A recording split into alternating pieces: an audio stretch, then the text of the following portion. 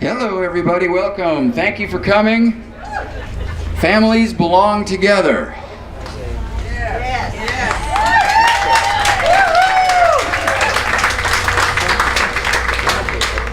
All right, so my name is Dan Cole. I teach English as a second language here in Macon County at elementary level. We've got a few people speaking today. We've got Enrique Gomez. Enrique! All right, he is the president of the Jackson County NAACP. He's going to be speaking on the latest executive order and what that does and does not do. We've got Michael Waters right here in purple. He is the president of Centro Comunitario of Macon County, and he will be speaking on what's happening with some of our folks here, even in Macon County, as well as other things. We've also got some clergy who are going to come up and speak in a bit, and I'm looking forward to that. And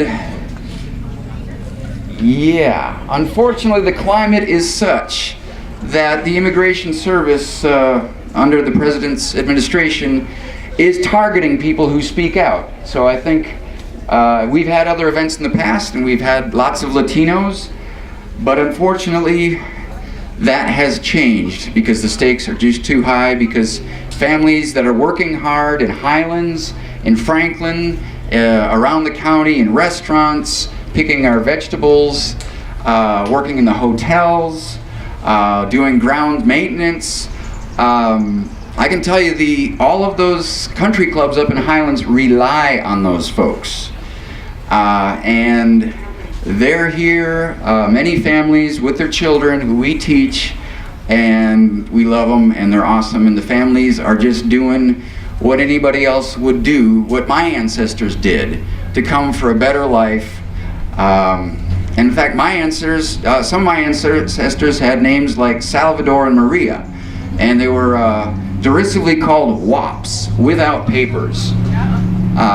And yet my grandfather, Joseph Porto, he was first generation born in America, went to American public schools, and eventually went on to work at Miller Electric, making those amazing welders, and worked in a plant in World War II, making airplanes for the war effort, and it even went on to become the county executive of the Republican Party in Outagamie County in Wisconsin. So there's all of our experiences as children and grandchildren and great-grandchildren of immigrants.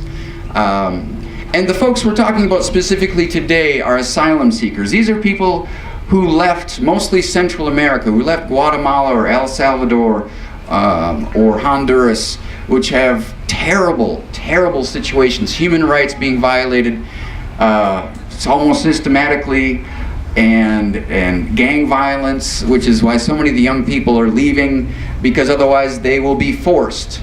They will be forced upon threat of death to become part of these violent gangs.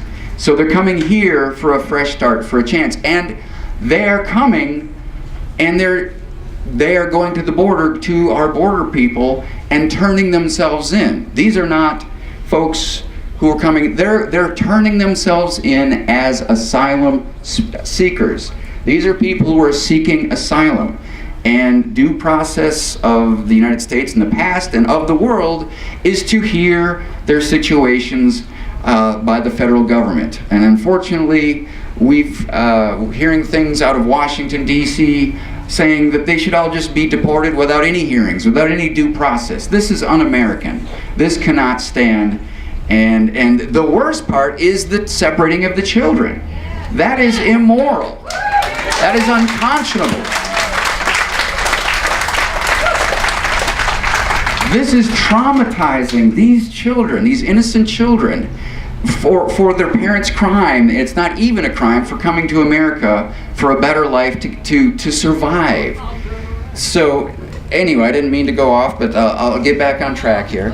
And I'd like to thank Bonnie Picards. She organized this event. Bonnie, where are you? Bonnie! Bonnie. Hey, there's Bonnie. You want to say a few words? No. Okay. Awesome. Thank you, Bonnie. All right. Okay. Yeah, I've got a few things, and I'm going to turn it over to our speakers. First of all, a fellow church member came up to me with a sign. It says, "Todos somos hijos de Dios." All right. We are all children of God. And I thought, yes. Thank you. Thank you. Y si necesitamos reunir las familias. We need to reunite our families. Okay, so, all right, here's a bit of an overview. In April of this year, President Trump began his zero-tolerance policy, ordering ICE, Immigration and Customs Enforcement, and Health and Human Services, HHS, to separate asylum-seeking children from their parents. These are families who voluntarily turn themselves in at the border, seeking asylum from violence and terror in their home countries. President Obama's policy was to release adult asylum seekers with electronic ankle bracelets within the U.S. along with their children until their legal proceedings were finalized. This program cost $36 a day for those ankle bracelets. Trump's policy at one facility in Texas for children cost $775 for one day and is inhumane and immoral. Under great pressure from the American people, President Trump finally issued an executive order a week or so ago ending future family separations. But over 2,000 children are still held at 17 different detention centers around the United States.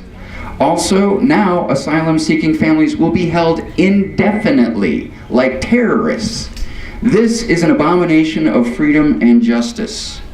This is why we're joining Families Belong Together, a national day of protest against this inhumane and immoral separation and treatment.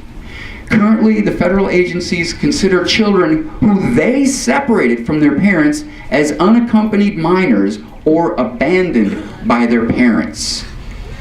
According to federal law, these children are put in foster care and after 23 months are put up for adoption by strangers. This is unbelievable.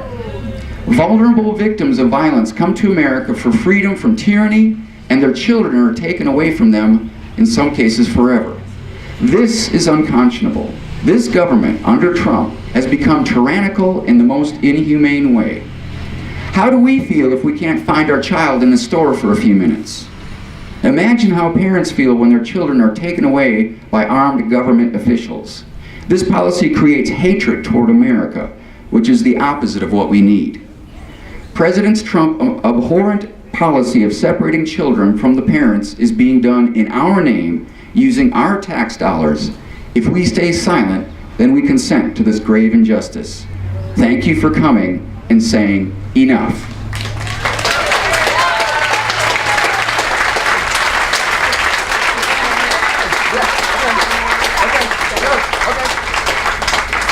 All right, would you like to introduce yourself? Janet Green. All right, but I don't know where from. Let me drop this down a little bit. Thank you. Thank you, Dan. Yeah, get right in there and bite it. My name is Janet Green. I serve 2 United Methodist churches here in Franklin. And I come today to talk a little bit about Jeff Sessions' quote from the scripture. That's where I have a little bit of training to talk about. He quoted from Romans 13. Every person should place themselves under the authority of the government. There isn't any authority unless it comes from God, and the authorities that are there have been put in place by God. That was the quote he had. It's a verse that has been trotted out many times in history. The British loyalists brought it out to counter the American Revolution. It was used by slaveholders to support slavery. He is a United Methodist person, and but I don't think he's been to a good Bible class in a long time. Because if he had, he would know that you can't pull one sentence out of the scripture. You could prove anything by pulling one scripture out. I was told a story one time about a pastor who didn't like women wearing their hair up on top of their heads, and he preached a sermon on top not come down, and he took it from the scripture that said, those on the rooftop not come down. You can even take phrases out to prove whatever you want.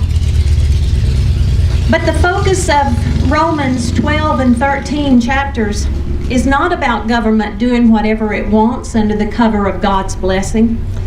The focus of these chapters in Romans is about denouncing and overcoming evil and doing good. It's about welcoming strangers. It's about loving our neighbors and laying aside immoral actions.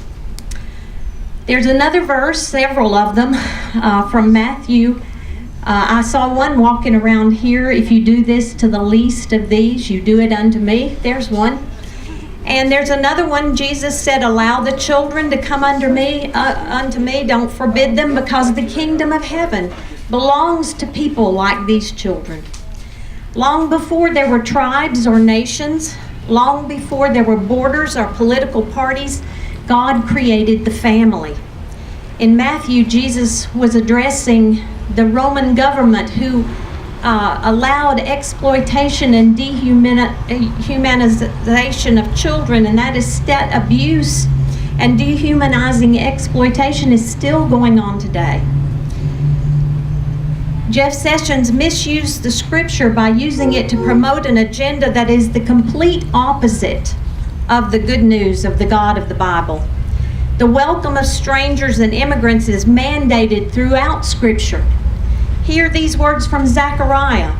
Make just and faithful decisions. Show kindness and compassion to each other. Don't oppress the widow, the orphan, the stranger, the poor. Don't plan evil. And from Proverbs, speak out on behalf of the voiceless and for the rights of all who are vulnerable. Speak out in order to judge with righteousness and defend the needy and the poor. And from Jeremiah, the Lord proclaims, do what is just and right. Rescue the oppressed from the power of the oppressor. Don't exploit or mistreat the refugee, the orphan, and the widow. Don't spill the blood of the innocent. And in Leviticus, we are told, wherein immigrants live in your land with you, you must not cheat them. Any immigrant who lives with you must be treated as if they were one of your citizens. You must love them as yourself, because you were immigrants in the land of Egypt. I am the Lord your God. We're called as Christians to practice hospitality to the immigrant and the stranger, to promote human dignity and worth, and to protect children, the immigrant, the bullied, the abused, the disadvantaged, the minority, wherever they are. They are not pawns in a political power game. They are children of God. We come today to shout our disapproval, but we must move from ranting to revival, from fear to courage that works with action. We begin by finding our own moral compass, and the best way to do that is in community.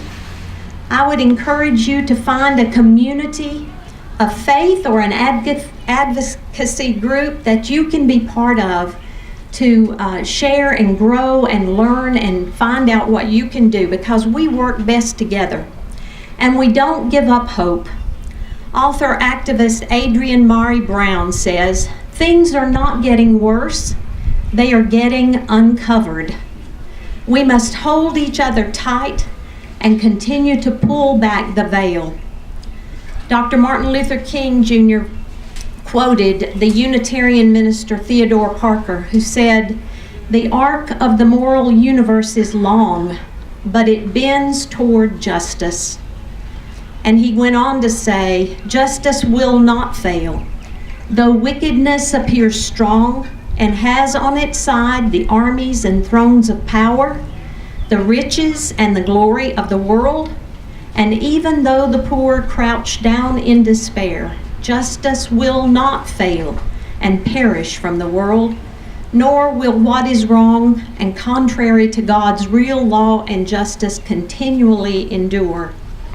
This is the good news that I bear to my churches, and I would bear to you, that light will overcome the darkness, that God will bring life out of death, that God accomplishes this as we do the work of justice in this world. Brothers and sisters, trust in God and continue to hope and work. Thank you.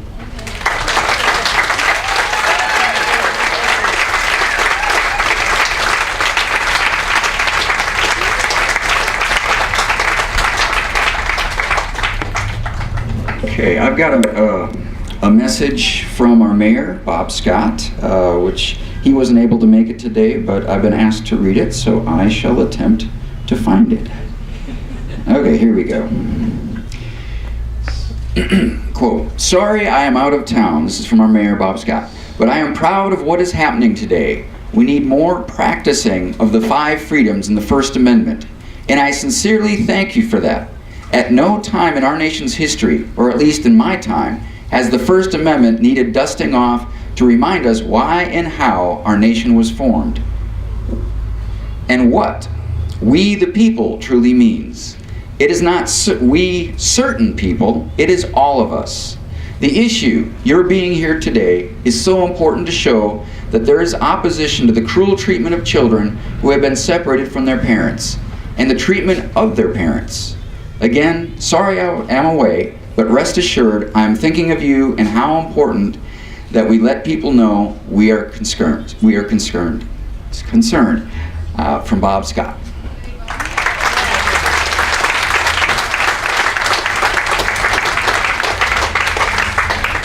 All right, before our next announcer, I just want to make a couple announcements. A couple things. If you wish to, well, we've got a petition over at the Blue Canopy, a petition asking that the immigrant families are reunited.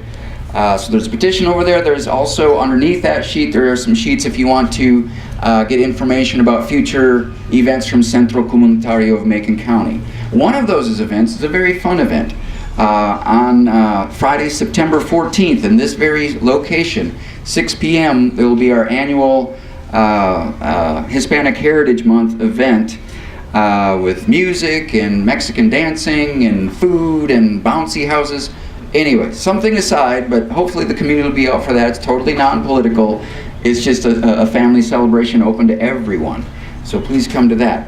Also, we've put together 3 postcards, and we will pay the shipping. And we've got, on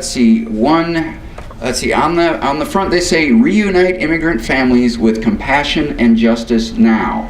Please add your own message below that. On the flip side, above the congressperson's address, name and address, that's where we're going to put the stamp there later today. On the left-hand side, though, to the left of the address, if you'd like to put another note, but especially let them know where you're from so they know that you are part of their constituents. So we've got the yellow one going to Senator Richard Burr in Asheville, the hot pink going to Mark Meadows in Hendersonville, and for Tom Tillis we've got the green going to Charlotte.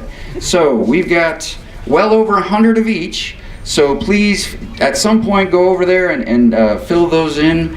And again, just another way to let our representatives represent us.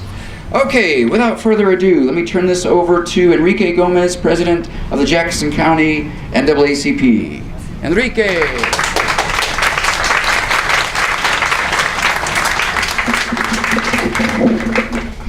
Good morning, Franklin.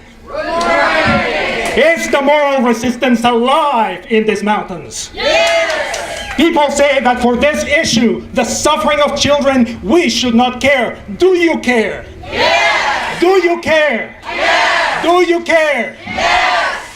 Today, there are over 700 events that are observing and demonstrating our rage against this policy of family separation. And we brought this event here to Franklin. Thank you, Franklin. Thank you, Centro Comunitario. Thank you, everybody that makes this procession. Thank you. Tonight, There is a girl younger than 5 in one of the over 100 child detention centers spread over 17 states. Weeks ago, she was forcibly separated from her family from Guatemala, who crossed the border seeking protection from violence. She does not speak English. She does not speak Spanish. She speaks the Maya language of Mam. She does not know the name of her parents. She will cry out, Manpa, Chupa, but nobody will understand what she's saying. Mommy, Daddy, nobody would understand her. Nobody will comfort her. In another shelter in another state, a young boy from the southern Mexican state of Oaxaca who does not speak Spanish, who does not speak English, will cry out, Shtad, Shnan. Nobody will understand him. Nobody will comfort him. Another shelter, an Ishil child will cry out, Tat, Nan. Nobody will understand her. Nobody will comfort her.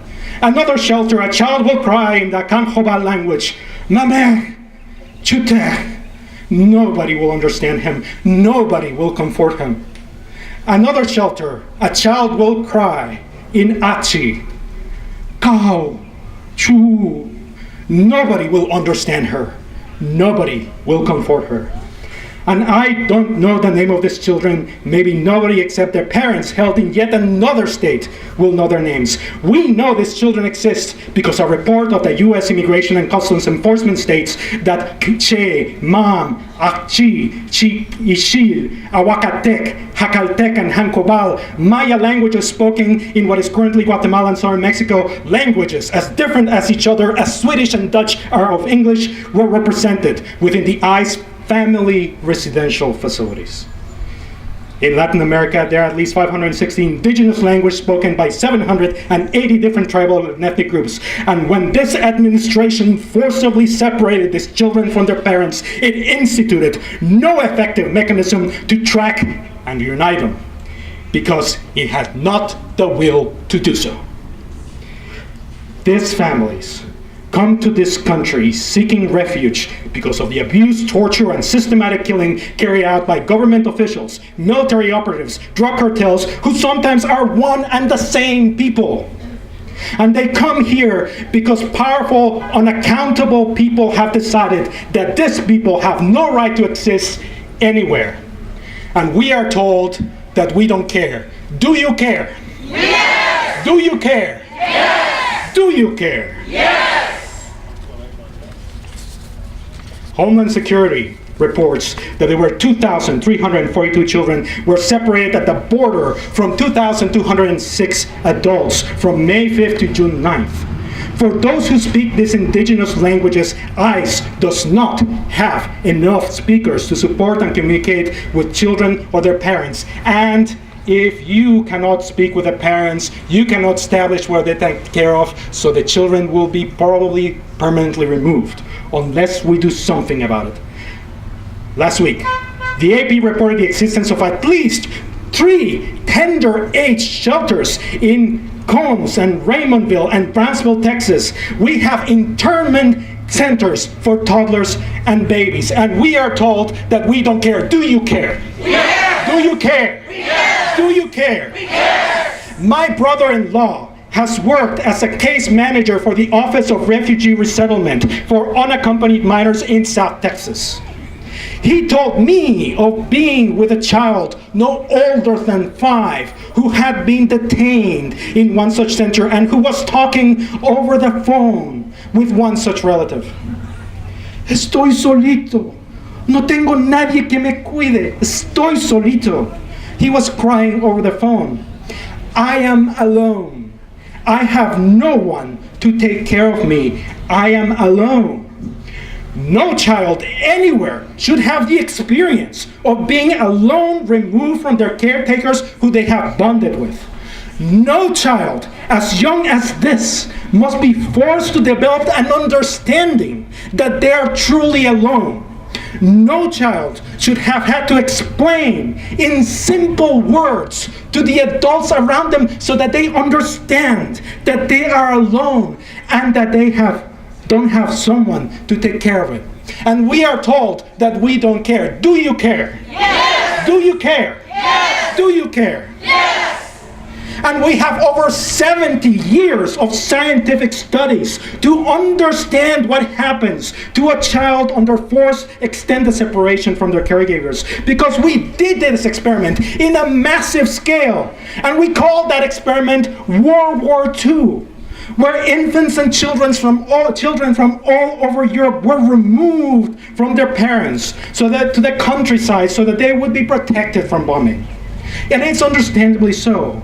But we have this most robust conclusion from the field of psychology. When you separate parents from children, what you do is basically you accelerate the development of those systems that protect the brain and the rest of the body from stressors. But this development comes at a terrible cost from the trauma of parental deprivation. A terrible price. Gene expression is altered, and the way that the brain is built and connected to permanently and irreparably altered.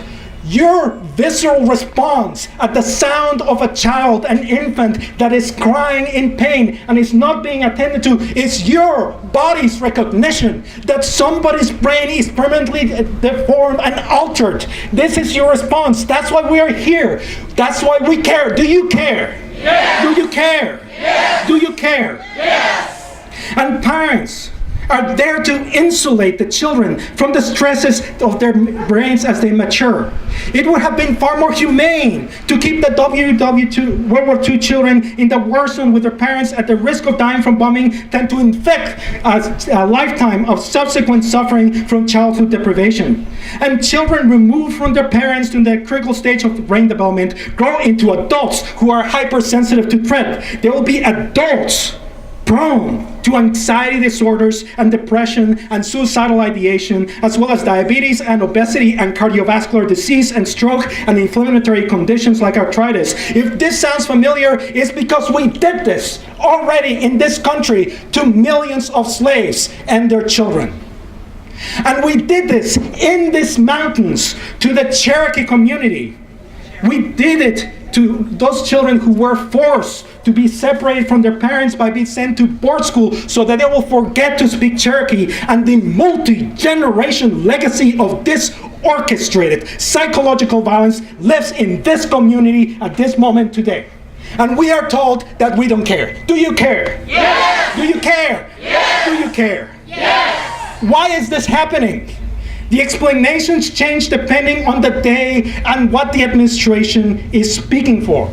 Okay, even the president, who had argued for days earlier that he was enforcing a policy passed by a previous Congress that he could not change, an objective, demonstrable lie. The president then contradicted himself, again signing a directive keeping families together, but makes no provision to reunite families already separated. And we are told that we don't care. Do you care? Yes! Do you care? Yes! Do you care? Yes! All arguments that we have heard, from protecting the country from terrorists and drug cartels to blaming the parents for the consequences of policies that this administration arbitrarily enacted, are internally consistent, fly in the face of verifiable facts and legal reasoning. It is at odds with the fundamental moral core of both conservatives and liberals in this country. It is happening despite the pleas of religious leaders of every tradition. So we have to ask again, why is this happening? And the best explanation that I can come up with, the best explanation I can find cannot be found in any tweet or public statement from any official or pundit on the media. It can be found just as easily by you as it is for me. But I don't recommend you do. It is on forums such as Reddit and 4chan, used by tens of thousands of men daily. It is there, in the places frequented by white nationalists and violent misogynists who hide in their anonymity to cheer each other's fantasies of starting a race war or going on mass shooting rampages in schools and churches and concerts and newspaper buildings. It is there where people make Holocaust just and air genocide plans. It is there where people plan mass violence attacks on women. It is there where people call on the killing of journalists. It is there in the spaces of virulent racists, incels, proud boys, and those who trade in child pornography. It is there where you find the most internally consistent rationale for this policy, and it is in these places. It has been like Christmas in June, because the president delivered. He delivered in the sights and sounds of brown children wailing in tortured misery. It is in their anonymous posts. It's plainly obvious that it is a source of pleasure and delight for these men to see and listen to the agony of children.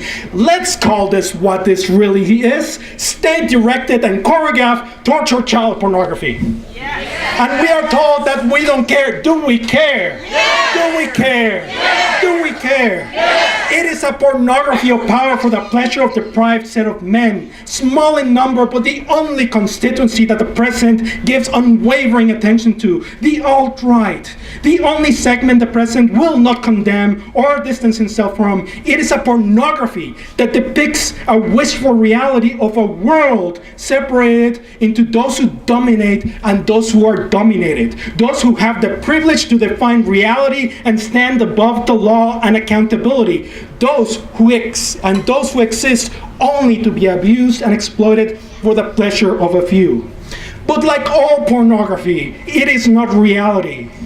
Because I am here, standing here with you, and I care. Do you care? Yes. Do you care? Yes. Do you care? Yes. Yes, we care, because we are not a country where any person can stand above the law. We are a country of civil rights and constitutional protections, of checks and balances, and a system of accountability. We are a nation of shared moral values and ethical standards that protect the most vulnerable among us. And we as a people denounce this family separation policy. We as a people demand the resignation of all officials that crafted it. We as a people demand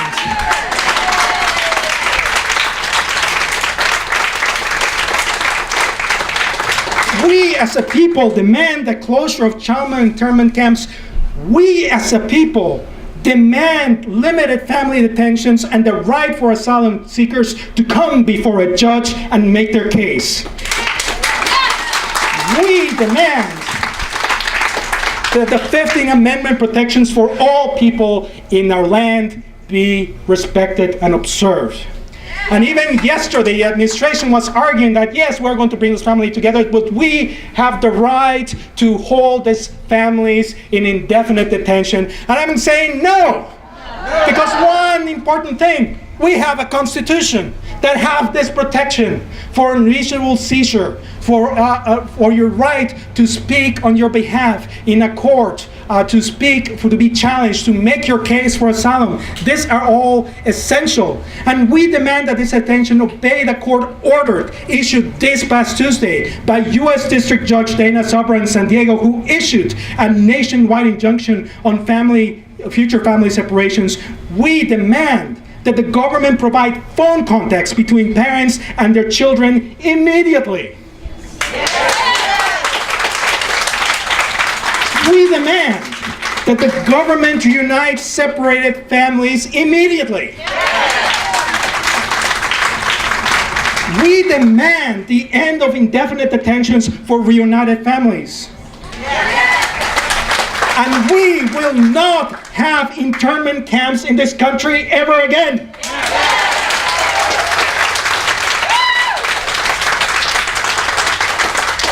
And there should not exist in this land an extra constitutional force that serves as the president's personal police force. This is why we need to abolish ICE. We need the resignation of the Attorney General Jeff Sessions, since he has demonstrated his moral turpitude and lack of human values to lead the Department of Justice. It is time that our elected officials at all levels return to a constitutional order. Let all of them be reminded that there are moral laws in this universe which lead even the most powerful must bow to. Let them be reminded that the people remember the injustice and suffering of their policies and their neglect. And let us remind ourselves that we are the moral resistance and we are also the moral restoration of this country. And we shall take the poor, the oppressed, the sick, the marginalized, the refugee, and the silenced, and raise them to a place of love and justice and dignity, because we are such a nation. Thank you.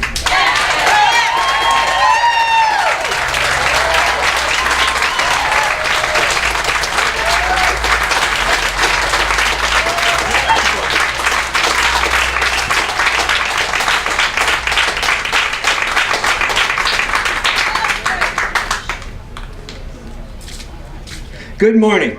My name is Michael Waters. I teach English as a second language here in Franklin. And it's amazing when students come into your classroom sunburned from crossing the desert. It's amazing when students come into your classroom sunburned from crossing the desert. They are fleeing unimaginable violence. A group of 3 students came from Acapulco, Guerrero. You may have heard that 43 student teachers were assassinated in this little town.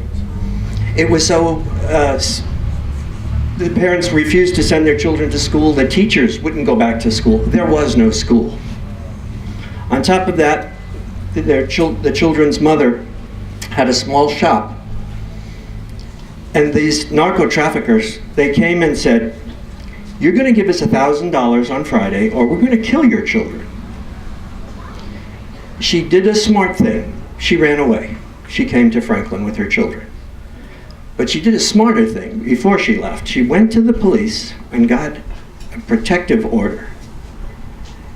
And that document she had with her, which I was able to translate into English, staple my Spanish teacher's license onto it, and send her to court. And though the entire family was granted asylum.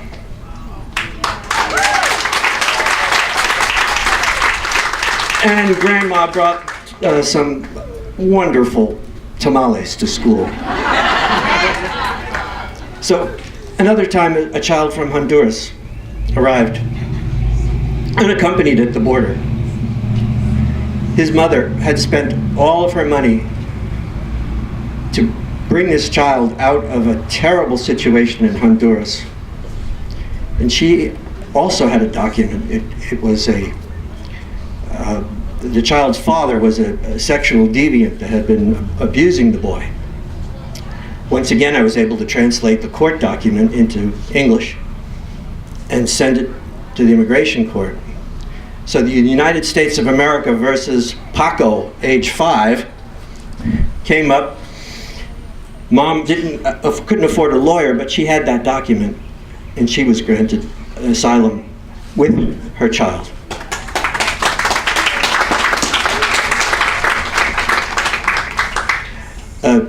Just recently in April, the parent of my students was driving in Tennessee.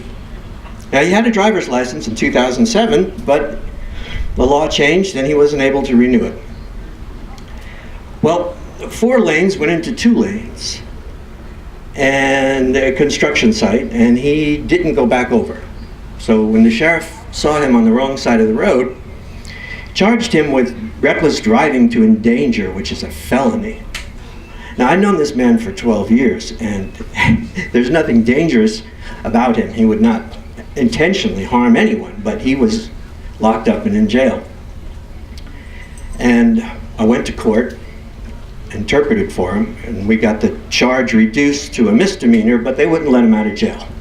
They held him for ICE.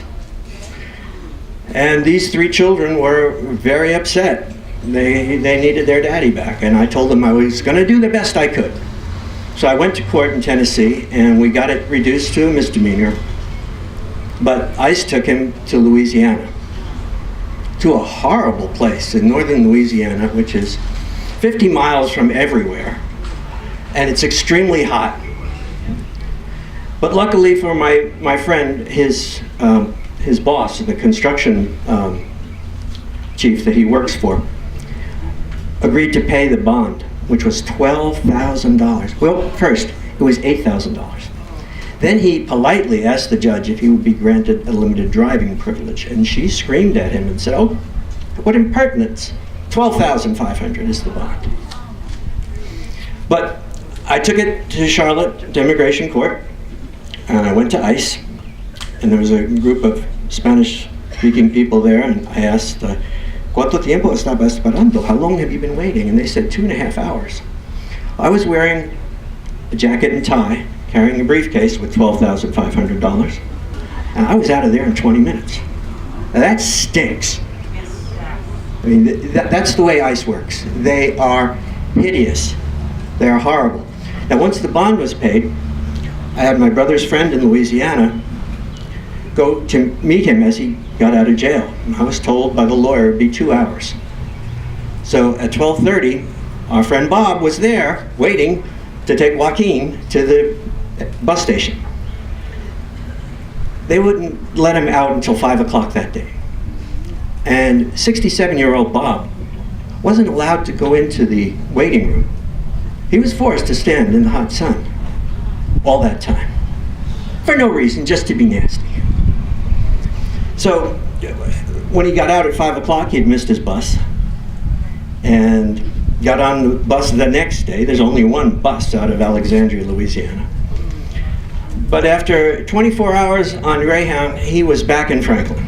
And his lawyer says because he has paid all of his taxes for the last 12 years, and because he has excellent letters of recommendation from his pastor, from his boss, and the lawyer has fond hopes that he will be granted permanent residency.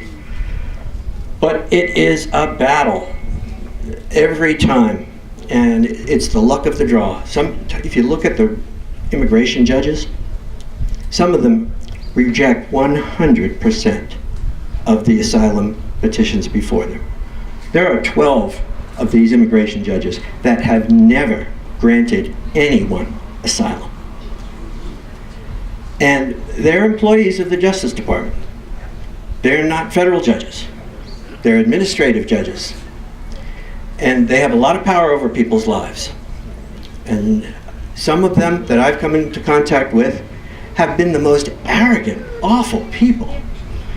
My poor friend was standing at the bar and she said, "Did anyone ever tell you you could come into the United States of America? Did anyone ever give you a visa?" And she went on like this for a while. The good thing was he didn't understand a word she was saying.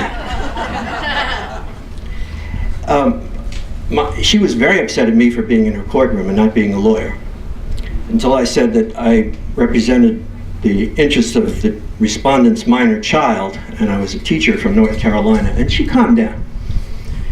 But then she deported him, and then he was back a couple of weeks. I said, "How'd you do it?" So I went to Lowe's, I bought a ladder.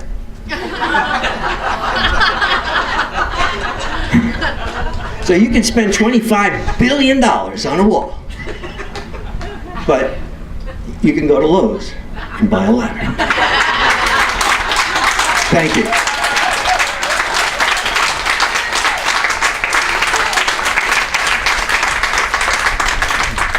All right, we got some housekeeping.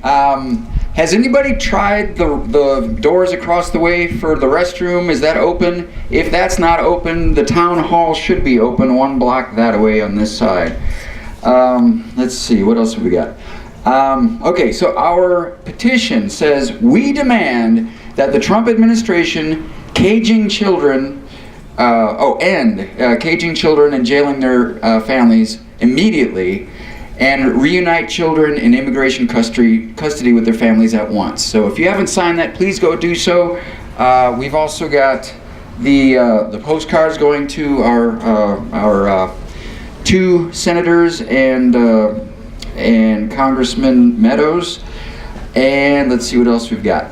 I want to pass around a couple of collection buckets. The Macon County, or the Centro Comunitario of Macon County, we have a immigrant legal fund, which we've already collected money in the past to be used by local folks who need it. And if you feel so inspired, please drop whatever you can in there, and we will put it in that fund to be used for local people. Could you hand this to the folks in the back? All right. Sorry to pick on you, but we're going to start here and pass it around. Thank you. Okay. Thank you. Now, is there anybody from the community who has some insight or some things they'd like to share about this? This is a community event. This is not the authorities telling you what to believe. This is we the people at its finest right here today. Is there anybody who would like to share their experiences or their insights about this particular issue? Come on up, come on up, come on up.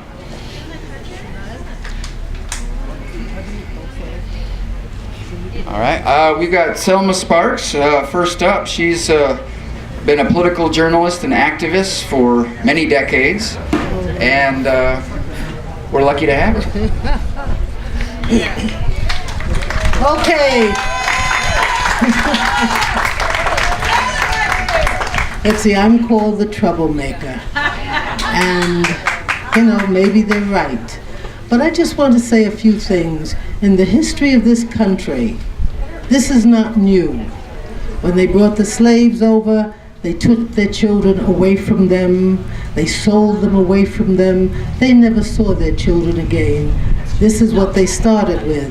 They did the same thing with the Native Americans. They took the children away and put them in schools so they would learn English, forget their own history so they would not know who they were.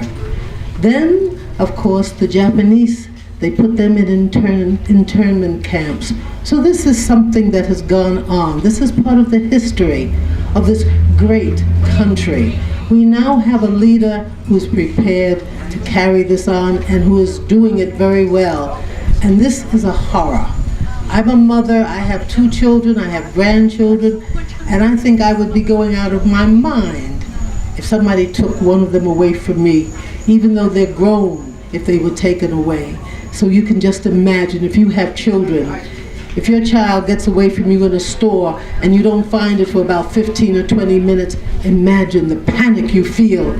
Just think about what these parents are feeling. And the children, the babies who have no one to hold them, because of course they're told the people who are there are not to touch them. So they have no one to hold them, to make them feel secure, to make them feel at least a little comfortable. And these are from babies on up. And these are babies who can't talk, 6 months old, 18 months old. This is a horror that I never thought I'd see, and that I shouldn't be surprised with the creature we have in the White House. And I say that, and I don't care if they put, I'm already on all the lists that they can have anyway, so it doesn't matter. But we've got a demented, evil, racist in the White House, because all of this is based on racism. Because if these children were white, this would not be happening, but they are brown, and it's happening.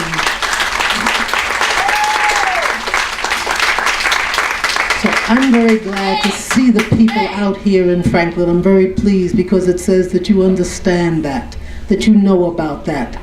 And all the people who don't stand up against it, as Martin Luther King said, if you don't stand up and speak out against something bad, you're supporting it, you're making it stronger.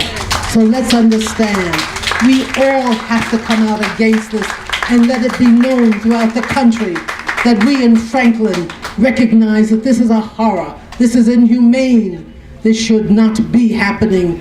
And when they talk about making America great again, I'm sorry, but Trump means making America white again, getting rid of all the people of color because they're all scared. I don't know why, but they are, and this is what they're doing. And these children, they're not criminals. How can an 18-month-old child be a criminal? How can a 6-month-old child be a criminal? But they're saying, oh yes, you're going to bring in criminals and all kinds of things. Come on, these people are not criminals. They're running from governments that this country supported and put in place the governments that are killing these people, that are treating these people to horrors. The women, the children, and all of them. And we need to support them. We need to give them asylum.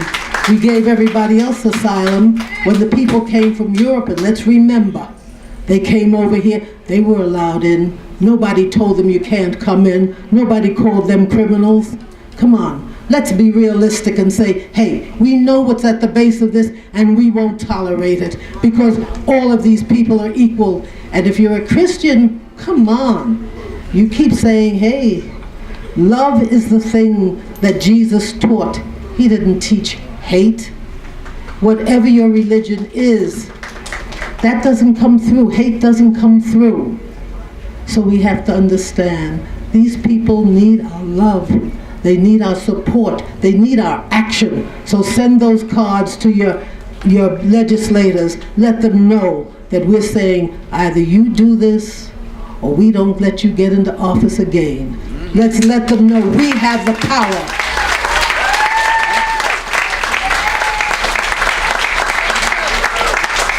Thank you, Selma. A quick note, in the 1980s, just for a quick history note, for folks who may not have been aware of it, but unfortunately our government was supporting death squads in Central America. In fact, training the leaders of the death squads at Fort Benning in Georgia. And many people were arrested in civil disobedience against that. But we were training, arming, supporting. It goes back to the origin of the CIA, actually, with the Dulles brothers and the United Fruit Company. So American history is really fast. I love studying history, and I've taught history. But American history is really interesting when you get into the primary sources of people who've been there, who've seen it, who've done it. The rest of the world knows our history better than we know our history. And we need to really look at what our government has done to other people, so that I remember an administration or two ago saying, well, why did they attack us? Well, they hate America. And I'm thinking, or they hate our freedoms. No, they don't hate our freedoms. We have wonderful freedoms, which, we've seen this attack on the press, and we've seen President calling the press the enemy. This is horrendous. So, but please look into the things that have happened, as Selma suggested. All right, up next we have Susan Brewer from Raven Gap. Come on, Susan.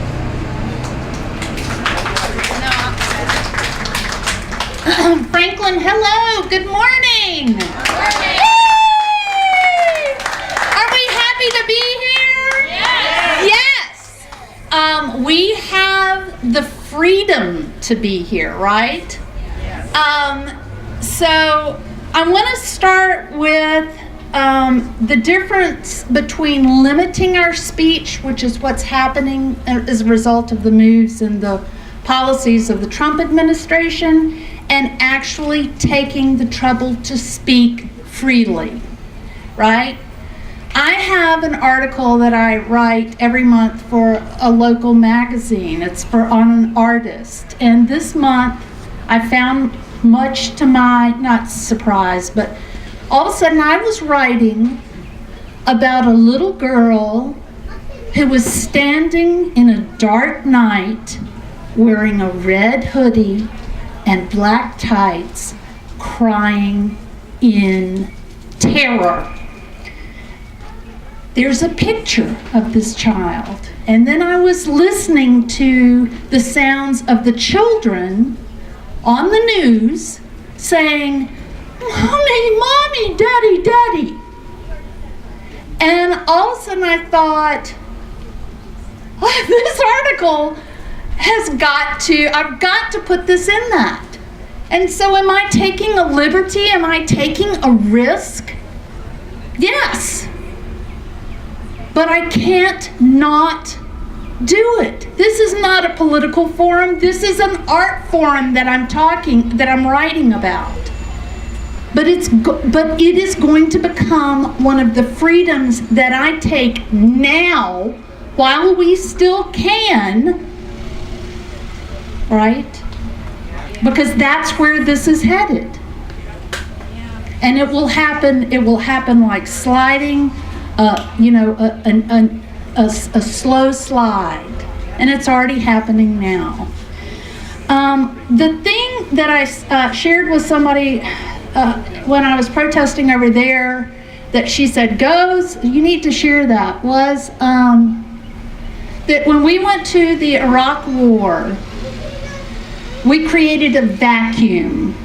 And in that vacuum, ISIS sprung. The worst possible nightmare. And right now, the reason, which is what all the Republicans ask, why are these people coming to our country? Why are they separating their children?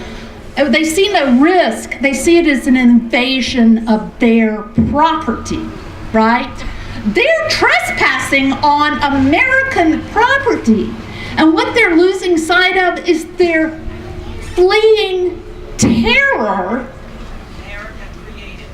Well, I mean, so let's just say that as we create this vacuum of desensitizing ourselves to the pain of these children and to the pain of each other, we are creating a political vacuum that's right down our street. And if we don't address the concerns of the people who are terrorized, these people aren't a little scared.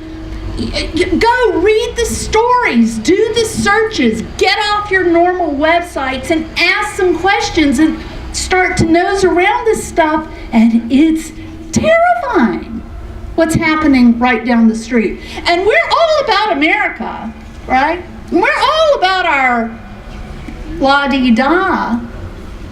But in fact, we have the freedom to care about others too. And that if we don't do that, we may trigger something unintended, like a Central American ISIS. And then I'm going to conclude with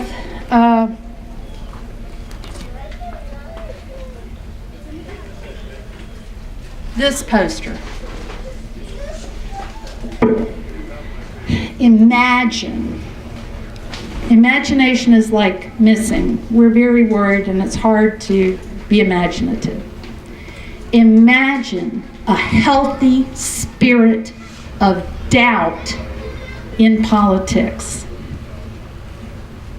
One, combined with a tough dad, the Republicans, and a caring mom, the Democrats.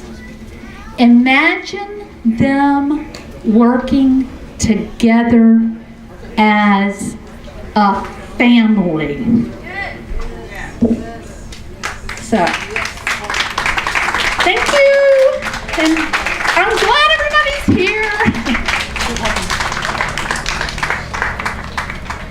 Thank you, Susan. Let's see. You brought up a whole lot of stuff, and a couple things fired a few brain cells of mine I wanted to share. One of them is the freedom of speech. Okay, if you also, come on up here if you want to speak. So I'm just going to fill in until somebody else comes up here. So come on up here so you don't have to listen to me anymore.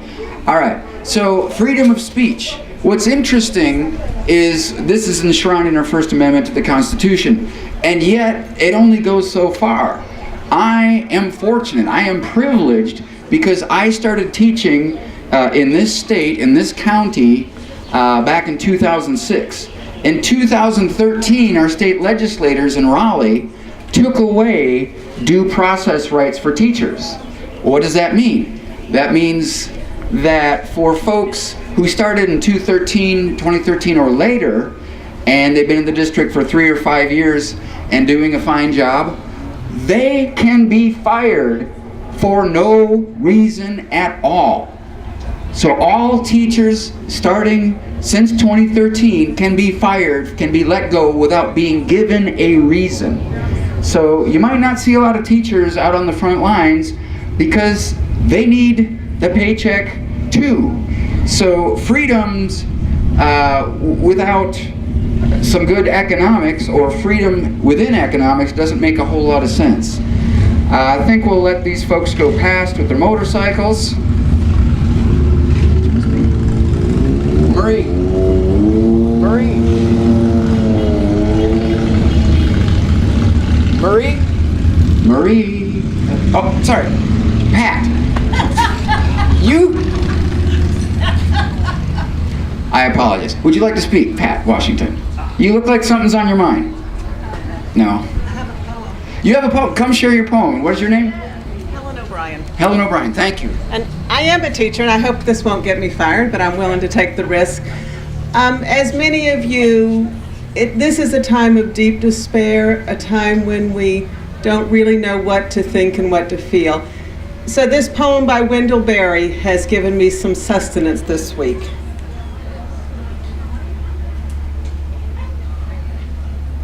Hold on, I lost it. So The Peace of Wild Things by Wendell Berry. When despair grows in me and I wake in the night at the least sound, in fear of what my life and my children's life may be, I go and lie down where the wood drake rests in the beauty of the water, and the great heron feeds. I come into the peace of wild things, who do not tax their lives with forethought of grief. I come into the presence of still water, and I feel above me the day-blind stars waiting for their light. For a time, I rest in the grace of the world, and I am free. Do not forget about the day-blind stars.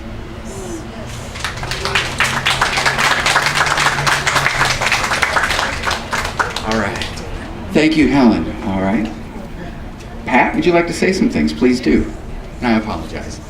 It's nothing like being put on the spot. So I just came out to support. I'm just so happy to be here, and I'm just so happy to see everyone out with their support. It's just such a wonderful feeling, to have everyone out. And I just want to thank the crowd for being here.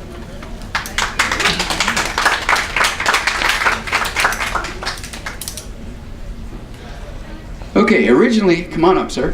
We were, some folks thought we were going on a march, and I hadn't heard that. Although I've heard that, I didn't know about that, and it's a bit hot today, so I think we might forego the march. But if you can find some shade, that's even better.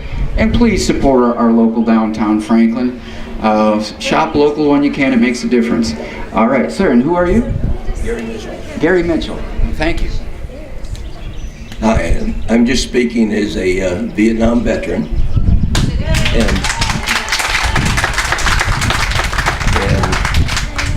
I think one thing as a veteran, you're always proud of your country. I don't know that I am anymore, and that for somebody like me to say that, that's pretty radical.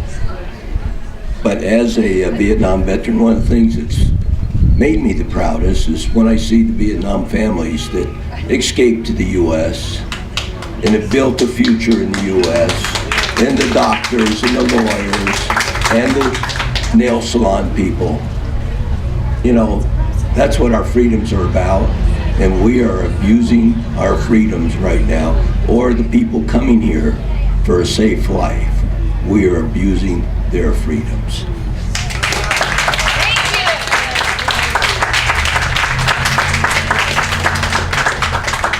Thank you, Mr. Mitchell, for your words and your service.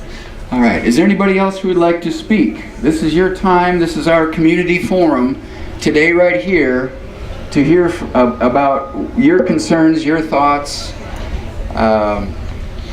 and your ideas. One of my hats is come on up and speak if you'd like to speak. Please come on up. All right, thank you, sir. And one of the hats that I do wear is I'm on the board of the Centro Comunitario, and if you want to have any ideas to make our community better, please let us know. We've got the sheets on the clipboards. All right, and you are? My name is Alex. Alex, thank you, sir. I feel this way. On most applications, I'm faced with one of the things, and usually it is your race, your origin, and I feel this way, it's the human race that we need to deal with. The man that we have right now in office is a liar. He's a fraud. He's a cheat. He has never donated to an organization or anything to help another person. The worst part about it is that Hillary said there are deplorables. She was wrong. There is many more deplorables than 57. These people do not want to see a man for what he is. They're stuck with it. And if we don't sit down and vote, if we don't get ourselves out and vote and try and change this thing, we will have many more Trumps. Trump will continue on. And the situation, what he's doing now with this Supreme Court, we're going to have Trump for many years to come. There are laws in this country, and when somebody says follow the laws, no. Resist the laws. Stand up to them when they're not right, when they're not honest, and they're not perfect. Because laws is what's in your heart, what's in your mind. It's not in the Bible. It's you who have to decide what a law is. And I feel this way. Our only hope, when you have a young child, and I'm not talking about a 15-year-old, I'm talking about a year and a half old, when they first begin to understand what's around them. Teach them to question. Do not accept all the lies your mothers tell you, your fathers tell you, and your government tells you. Question. And when you do that, you will grow up to be a person that can vote for the right person to make your decisions correctly. And that's the only hope we have is our children. We have no other way to get out of this. We are too old. We're all going to go soon. But what's left for us now is our children. We've got to work with our children. And when you see an abuse or something happen to a child, stand up and say something about it. That's all. Thank you.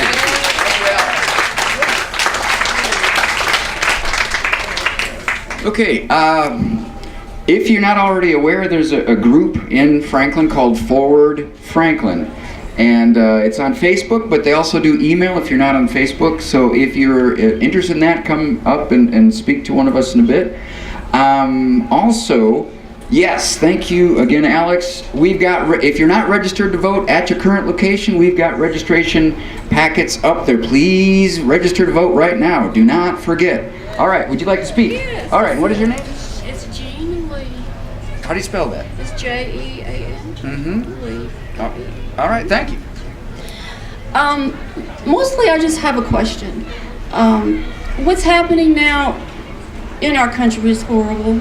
You know, the border has been porous for decades and decades, and you know, we took away most of that land from the Mexicans to start with.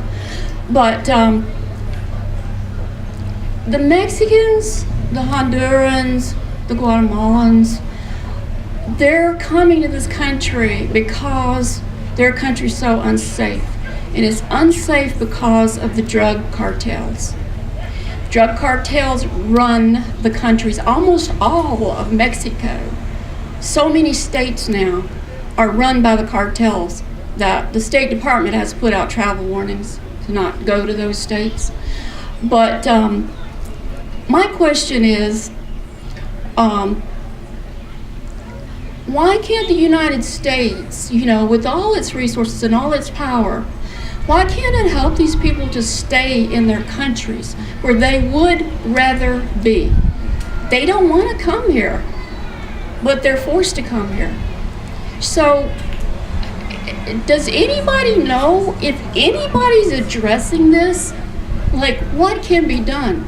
Because those drugs are coming, they're going to keep coming, and they're coming to the United States.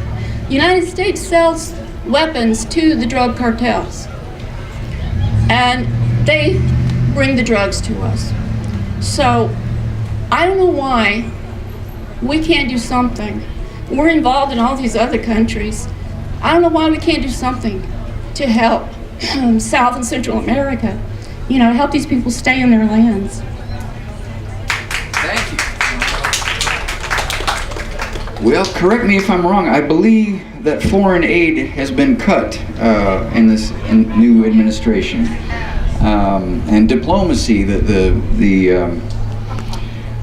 State Department has been gutted in favor of military and direct tweet diplomacy. Hopefully, does anybody aware, is the Peace Corps still a thing? Is that still active? Is there still funds going for the Peace Corps, I hope? Or AmeriCorps? But also, we do have a lot of folks, even in Macon County, whose churches are doing good works in countries all over the world. So that is a source of hope. So get with your communities, whatever communities you have, and do whatever it is you can. All right, anybody else want to come up and speak? We have somebody. Good, good, good. Thank you. Come on up. All right. And what is your name? Good afternoon. I'm Margaret Uhar. I just wanted to share a simple portion of Matthew that I know almost everybody here is very familiar with, and it just seems like things are settling down a little bit this afternoon, and it seems like a good note to reflect upon as we leave this place. Matthew 25:35. I was hungry and you fed me, thirsty and you gave me a drink. I was a stranger and you received me in your homes, naked and you clothed me. I was sick and you took care of me, in prison and you visited me. The righteous will then answer him, when, Lord, did we ever see you hungry and feed you, or thirsty and give you a drink? When did we ever see you a stranger and welcome you in our homes, or naked and clothe you? When did we ever see you sick or in prison and visit you? The king will reply, I tell you, whenever you did this for one of the least important of these brothers of mine, you did it for me.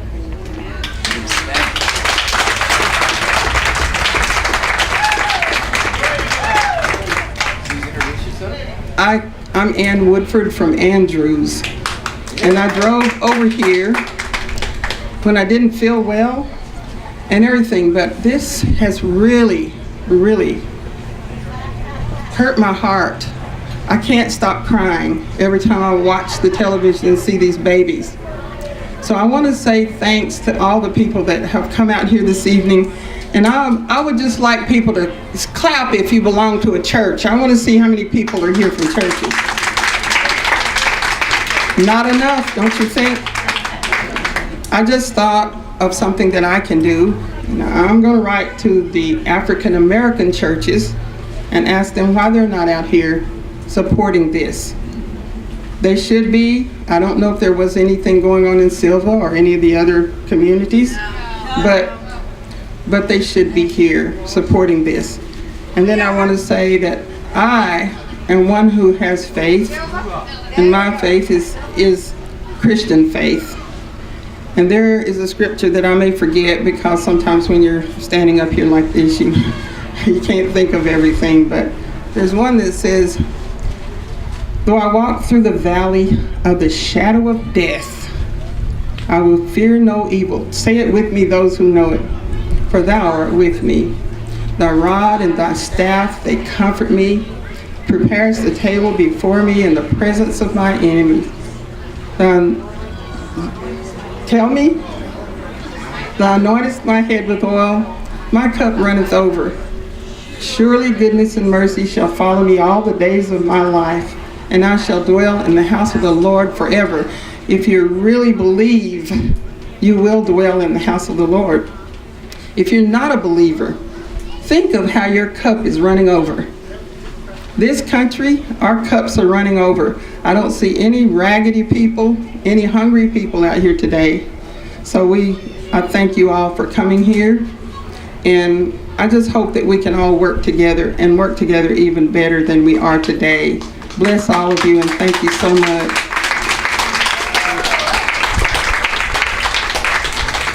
Okay, if there's somebody else who would like to speak, please come up. As we're waiting for that, I just want to ask everybody, the community that we are experiencing right now, we had well over 100 people here. And we have to be realistic. My understanding is almost 70% of the people who vote in the presidential election, I believe it was 69 point something, voted for Donald Trump. 69.4%, thank you, in Macon County. So when we get together, we are having fellowship. We are with a lot of people of good heart, which counts for a whole lot in this world. And we need to take this energy and bring it back to our families, to our little communities, to our church, to our work, to our neighbors, and have those hard conversations, not arguments, because nobody wins in an argument.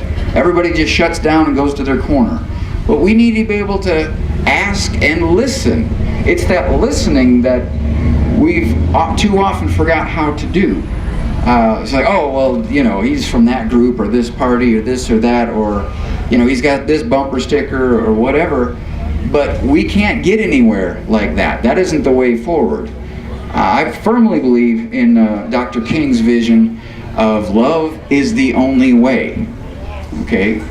Hate cannot drive out hate. Only love can. So these are the things, as much as we are justified in our anger of what's happening to our neighbors and our nation, have to dig deep for that love. To, yes, un mundo, una familia, one world, one family. That is us, the human race.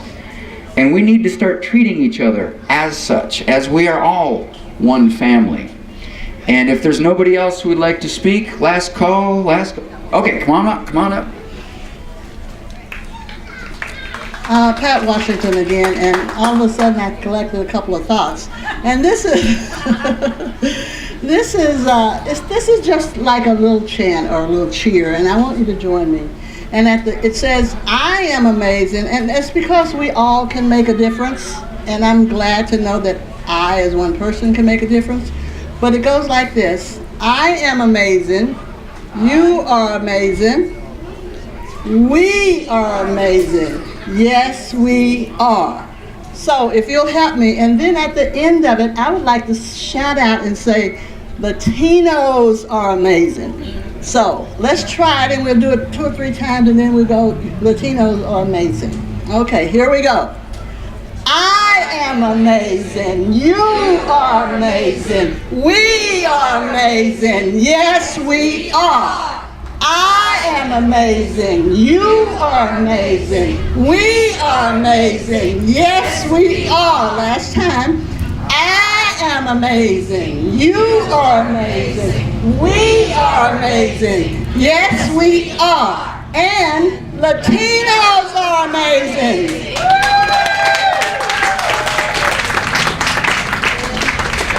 One last thing.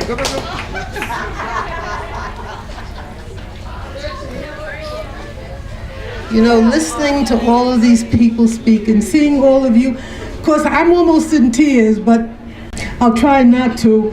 But this is what we need. This is what it's all about. Understanding we are all members of the human race. That's one race. We're all people. And we all have to be treated like people. And we have to insist that our government treat all like people, because believe it or not, when he finishes with what he's doing now, he's coming to more of us, and we've got to stop it, because if we don't, it's going to go on. I'm not going to be around. I mean, I'm at an age, I'm not going to stay around. I don't have to worry about it, because I won't be here, but I've got grandchildren and great-grandchildren who are going to be here, and I want them to be in a world where they can walk down the street and feel safe, feel sound, and not feel hate. Love is the only thing that cures it. And it's hard to stop and believe. And I had a hard time too. Look, let's face it. I'm not imperfect. Believe me, I can be very, I have my little problems too. But the one thing I'm so grateful, I was never taught to hate. I was never taught to hate. Because you have to be taught. You're not born hating. So we all have to take the love that we feel and spread it around. Talk to your neighbors. Don't have to argue with them. Just talk to them and show love and show caring. And who knows? There might be a response. If one person responds, hey, that's one more person. So we go around, and there's no point in hating Trump. Believe me, there isn't. Because he's just another human being very, very imperfect. I mean, we understand that, and I think he's mentally ill, so he should have my sympathy. Well, I haven't reached that point yet, but I'm saying that we all have to go away from this knowing that we were here with brothers and sisters who believe that all people have a right to live, and we are all members of the same race, the human race. Take it back with you and give it to everybody you meet, always with love.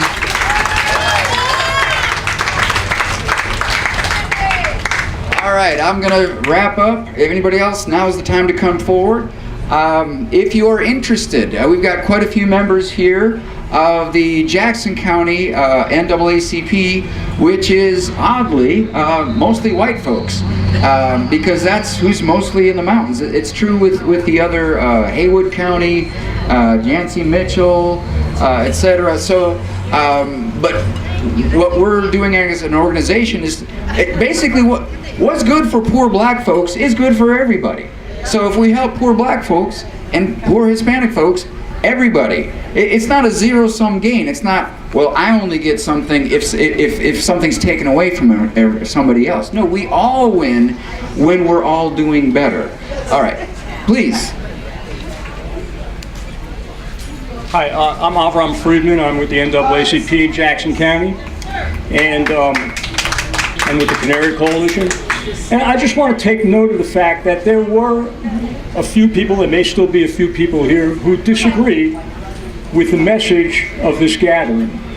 And it probably took some courage for them to come and stand here with signs. But what they found was an acceptance, and they found safety and security in this crowd. And I think we should all be proud of that, because that is what America is about. Freedom of speech, regardless of what your perspective is.